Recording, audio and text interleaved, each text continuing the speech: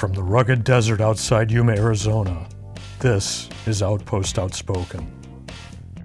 Outpost Outspoken is the official podcast of U.S. Army Yuma Proving Ground, which conducts natural environment testing of military equipment in Arizona, Alaska, and the tropics. Hello, I'm Mark Schauer. There are many different paths to the rugged desert outside Yuma, Arizona, but Silen, a team lead in YPG's Air Combat Directorate, took a particularly unique one, beginning his career testing in the jungles of Tropic Regions Test Center. Good morning, Mark. I'm not originally from Panama. I'm originally from Puerto Rico. I was born and raised in Puerto Rico, and then my parents moved when I was a teen due to family reasons. And we lived in Costa Rica for a year and then to Panama, and that's where I finished my high school and college degree. So you're an engineer. Yes, sir. How did you first encounter Tropic Regions Test Center? So it's funny, my uncle used to work with when the U.S. was based in Panama Canal. When the Army was there, he used to work on TRTC back when it was called differently. My uncle had a contact, and after me graduating from college and having different work or jobs in Panama, he contacted me and said, "Hey, I know a guy that is looking for workforce to do a project. Are you interested?" And I'm like, "Yeah, sure." So I ended up going to the interview. From there, I was picked by TRTC. In 29 days in the job, I was deployed for about 5 months to Suriname to do that striker test, which was a very trial by fire, just because I didn't know what exactly we were supposed to be doing, but we just, go along and learn as we go. Now, the Tropic Regions Test Center staff is relatively small, so you test a lot of different things. You tested the striker, I remember an electric generator at one point. It was a turbine generator that produced, I think they're advertising about 120 kilowatts of power. So we tested that in the tropics. I was in charge of doing the liaison officer between scientific community that was trying to test on the tropics. So I was in charge of making the connection between the U.S. government and the Panamanian, and then helping them navigate through the bureaucracy of getting their type of science studies that they were doing down there. How did you make the switch from Tropic Regions Test Center to Yuma Test Center? Funny story, I was still in TRTC and came to YTC to support a test here in YTC. So I was TDY here for about a month, and talking to some of the support that they were from YTC, I realized that I had an advantage that most of my coworkers in Panama didn't have, is that I'm a U.S. citizen by birth. So talking to the folks here at YTC, I realized that even though I had a competitive salary back in Panama, it was not even close to a U.S. salary and what I could be, at least moving up.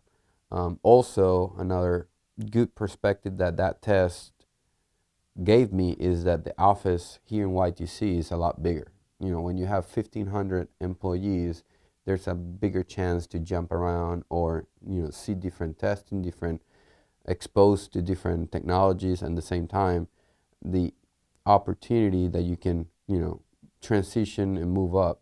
At the end is to make sure that we test in the right way the systems that our warfighters are going to be using. So we want to make sure that they have the best equipment in their hands to make sure that they can fight the fight for us. So it matters.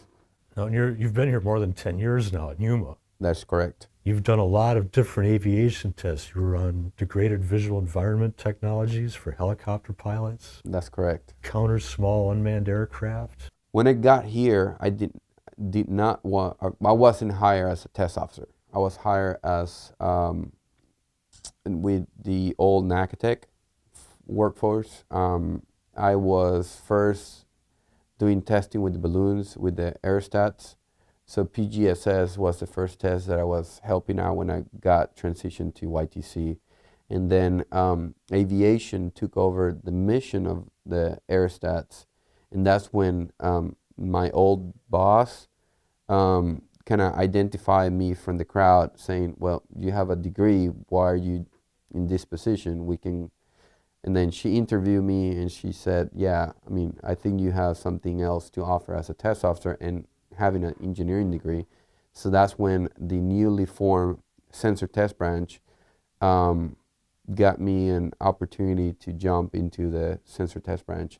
Then I was a junior test officer helping out, and I got exposed to different technologies. You know, aerostats was one, sensor technologies from the aerostat that you change the payload, radars, cameras. And then I got the opportunity for the degraded visual environment, which the test officer that was running that was not longer available. So that mission from one day to the next one, basically we were executing, is I was given the responsibility to run with it. And I remember saying, do you trust me? And say, yeah, can you do it? And like, if you trust me, I can do it. So Sounds like you like it here in Yuma. You have no plans of leaving. no, so no plans. I'm not planning to leave. I like Yuma. We bought a house. I have family. My parents came from Panama, so I have family now living in Yuma.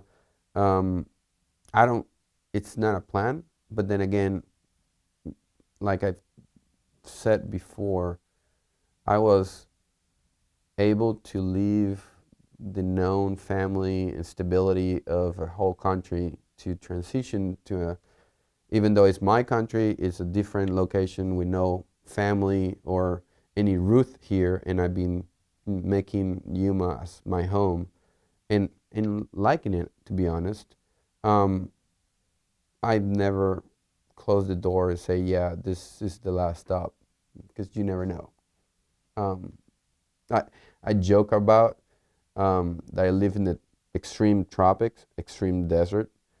Next is extreme cold, which I don't see myself in Alaska, but who knows, you know? I sing Silen. Thanks for talking with us today. Thank you, Mark.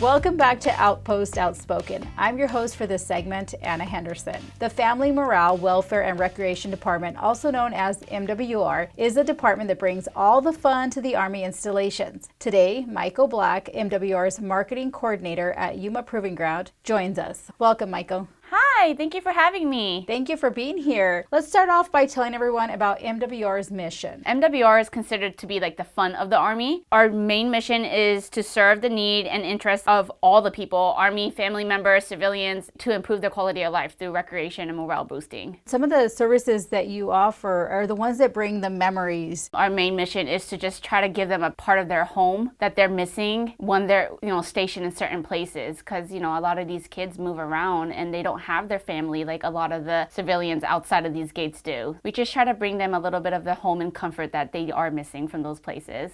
And you definitely do. I mean, those events are memorable. Can you tell me some of the other services that MWR provides? We do have a lot of different recreations, the gyms, things like that you would find off post, the pool. We have food services, food facilities. There's plenty of different ones here on YPG. We do a lot of different events. MWR is not just about events, but we do provide a lot of events so that, our customer base knows that we have things that are going on here. You don't have to go looking off post all the time. I think another one would be child and youth services. That's not just for kids that are signed up to go to daycare every single day. There's plenty of things that they do outside of, their normal business hours of daycare. Right, from the summer camps to all of the recreational activities, yes, soccer, cheer, you guys provide all of that. Right, and for the youth, older kids, they do like game nights and things like that at the youth center, and I think that's pretty cool because you get to go outside of your house to another place with your friends. I think that would be really cool, so I can only imagine for the teens.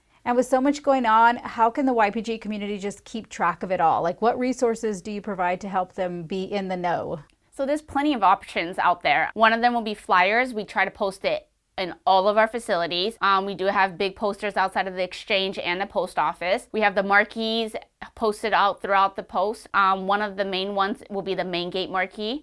We have digital displays in all of our facilities as well. Those are updated bi-weekly. Another one will be our website, which is yuma.armymwr.com, and or our Facebook page, which is @YumaMWR. And then also a big one will be the digital Garrison app. And then you also have your calendars and flyers, because some people just like to see those. Right, they like something just right there in front of them, and so we do provide that as well. And we send it out, right before the month starts, so that they can kind of plan their month around that. And that's another option as well. And I know one tip you always try to get out about Facebook is to make sure people post that they're interested, because they can get events. Things happen. Things have to be canceled. If they post that they're interested, how does that benefit them? So it gets them a notification.